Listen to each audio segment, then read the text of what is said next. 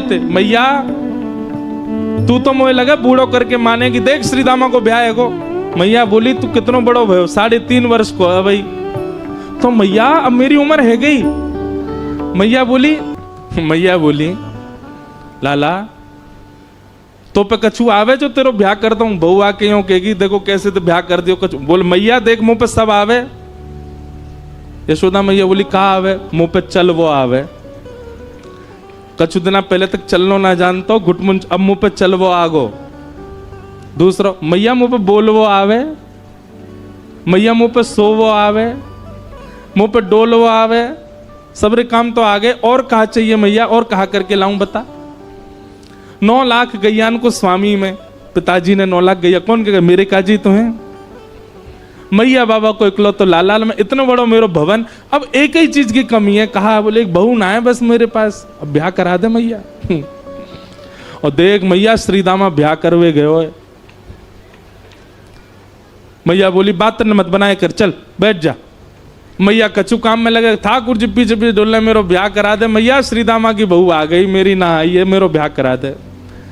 मैया ने जब नहीं सुनी तो ठाकुर जी रूठ के बोले मैया देख तू मेरो ब्याह करा दे, नहीं तो श्रीदामा की घर ले आऊंगा मैं, बउआ की बहू ले आऊंगा। मैया ने ठाकुर जी डांट फटकार के भगाए दिए। ठाकुर जी को पता चली श्रीदामा की बहू आ गई है। ठाकुर जी कूदते फांदते पहुंच गए श्रीदामा के पास। ब्याह है गो? बोले हाँ। बहू कहाँ है? बोले भीतर बैठी है। बोले मुंह दिखा दे। अरे लाला तेरी भाभी है तू देख ले। बोले भाभी ना है वो बहू है। बोले बहू तो लाला मेरी है। ठाकुर जी बोले मोह तो ऐसा लोगो करती बहू सबन की होए करे। श्रीदामा बोले लाला तेरी बात ऐसी है, तेरी तो भाभी है वो। बोले अच्छा ठीक है मैं देखता हूँ, देखूं तो सही बहू हो में कैसी है, मेरा ब्याह होगा तो पहले तो पता रहेगी। हाँ लाला मिल गया। ठाकुर जी जैसे ही पहुंचे माधवी को पहले ही जाके बता दे। बोले श्रीदामा के परम मित्र श्री कृष्ण आ रहे हैं मिलवे। ओहो कृष्ण को नाम सुनते माने तो मुंह ढक लिया अपना। बोले जो वही है, जाते मैया ने कही मुंह छुपा के रखना है। ठाकुर जी ने खूब अनुनय विनय किया, हाथ जोड़े पाम पूज लिए। बोले भाभी ने मुंह दिखाए दो। नहीं दिखाए। ठाकुर जी बोले तू जाने ना आया भाई, मेरे मुंह को देख, मेरे मुंह देखवे के काजे करोड़न वर्ष की तपस्या करें, इतना नाम जप करें, उंगली घिस जाए तब वो मेरा मुंह ना देख पाए, और मैं तेरे आगे हाथ जोड़ खड़ा हूं तू देखना रही है। माधवी कुछ नहीं बोली। ठाकुर जी बोले ठीक है जा रहा हूं, तड़पेगी मुंह को देखवे के काजे। चले गए। लेकिन माधवी को उसी समय से बेचैनी होने लगी जैसे ठाकुर जी गए ना। अब तो कहीं भी जाती है गोपियां चर्चा भी कृष्ण की करती हैं, बैठती है तो चर्चा श्री कृष्ण की होती है, सब गोपियां आपस में बात करती हैं। तो माधवी उनको समझाती है, अरे तुम कैसी कन्या हैं, अपने पति के बारे में बात नहीं करती, वो उसके बारे में बात करती रहती हो। नंद जी को लाला ऐसा हो, नंद जी को लाला ऐसा हो। एक गोपी से यूं तक सुन ली माधवी ने कि वाकई उम्र अभी 3.5 वर्ष की है। तो माधवी बोली राम राम राम, शर्म नहीं आती? नेक सो बालक वाकु प्रियतम मानो तुम।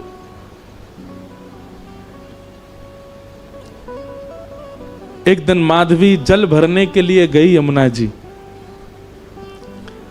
और यमुना जी पर जल की गागर जैसे ही भरी, सब गोपी तो अपने अपनी जल ले ले करके वहां से चली गई। माधवी थोड़ी विलंब से पहुंची, अकेली जैसी जल की घाघर भर के उठान लगी सो उठे नहीं, ऐसी भारी। अब इत को देखे कि कोई आ जाए, आकर के नेक ऊंचाई दे, आकू मेरे मूड पर धर दे, सिर पर तुम्हें ले जाऊं। खूब प्रयास किया लेकिन कोई दिखो नहीं दूर दूर तक। तभी नंद नंदन बांकी अदा से चलते भये वहां पहुंच गए। यहाँ पाम धरे वहां पाम धरे, मटकते भये नैन के सैन चलाते हुए। सैन मतलब जाने ना, याते के सैन। ठाकुर जी ऐसे चलाते रहे अपने बौन ने, सीधे ना रखें, सब जगह ते टेढ़े हैं, कछु ना कछु करते रहे। मतलब रात में सोते कैसे होंगे, वहां में सीधे नहीं सोते होंगे। यशोदा मैया नंद बाबा पे चढ़ जाते होंगे। कोई काम सीधो ना करें। ठाकुर जी हमारे कानों हिला लेते होंगे, नाकों हिला लेते होंगे, का करें पतो ना। पहुंच गए। माधवी ने ठाकुर जी को देखो तो हो ना हो, लेकिन जैसे श्याम वरण श्री श्याम सुंदर सामने से आ रहे हैं, सो माधवी बोली, ओ लाला इतकुआ ने कहियो नेक मेरी मटकी उचाए दे, मूड़े धरवा दे, फिर चलो जइयो।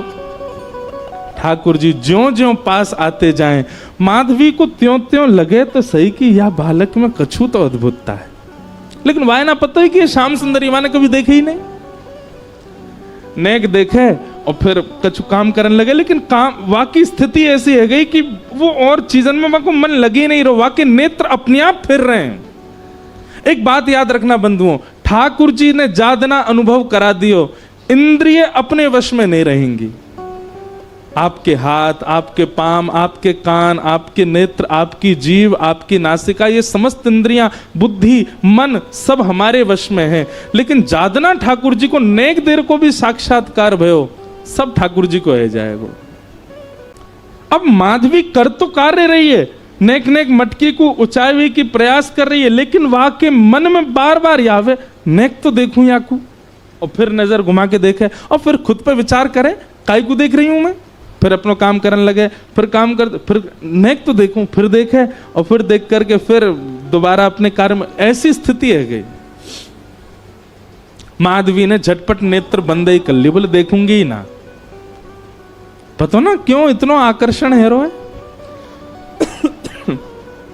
ठाकुर जी आ गए। माधवी नेत्र बंद करके, लाला नेक ऊंचाई दियो, मटकी ऊंचाई दे, उठवाए दे। ठाकुर जी बोले मेरे छोटे छोटे से हाथ मैं कैसे उठवाऊंगा। अब माधवी की स्थिति ऐसी कि रूप नहीं देख रही है, नेत्र बंद करके बैठी, पर ठाकुर जी का स्वर ऐसा लगा कि वह स्वर सुनते ही माधवी के चित्त में मानो कंपन जैसा हो गया। मैं एक बात कहा करता हूं कि आप नेत्रों से यदि बचना चाहो तो नेत्र बंद कर लो, ठाकुर जी को मत देखो, तो वो स्वर ऐसा बोल देंगे कि कान पे उनके है जाओगे। कानन में रुई लगा लो, नेत्रन से देखेंगे नहीं, कान से सुनेंगे नहीं, तो उनके तन की सुगंधी ऐसी आवेगी कि वहां से उनके है जाओगे। नासिका बंद कर लो, आंख बंद कर लो, कान छुपाए लो। बोले अब ठाकुर जी कैसे होंगे। अपनी एक कनिष्ठ उंगली से ठाकुर जी आपके हाथ को छू देंगे, बस वह स्पर्श से उनके है जाओगे। कब तक बचोगे। आपकी इच्छा है तो सर्वांगीण इंद्रियां लगा दो तो ठाकुर जी के नहीं हो पाओगे। ठाकुर जी की इच्छा है गई तो वो आपकी एक भाव से आपको खींच लेंगे। माधवी ने नेत्र तो बंद कर लिए, लेकिन स्वर ऐसा बोलो कि अब पलक अपने वश में नहीं है, अपनी स्थिति में नहीं है, खुल गई अपने आप और देख लिए श्याम सुंदर। ऐसा मधुर मुस्कान, ऐसे नेत्र, ऐसी नासिका, आहा कहां कहें रूप की सीमा। लेकिन तुरंत माधवी बोले हाँ लाला ऊंचाई दे। माधवी ने नेक हाथ लगायो। अब ठाकुर जी मटकी उचान लगे तो उचाते ही कहा भयो, अब नेक से ठाकुर जी, माधवी तो खूब बड़ी, तो ठाकुर जी को हाथ जहां तक जाएगा वहीं तक तो उचाएंगे। लेकिन स्थिति कहा भाई उचाते उचाते उचाते उचाते ठाकुर जी लंबे हैं लगे, और इतने लंबे है गए कि उचाते भय माधवी के बिल्कुल सामने ही आ गए, बिल्कुल नेत्रन के सामने ही आ गए। माधवी ने जब रूप देखो, गाढ़ करके ठाकुर जी माधवी को देख रहे हैं, माधवी ठाकुर जी को देख रही है।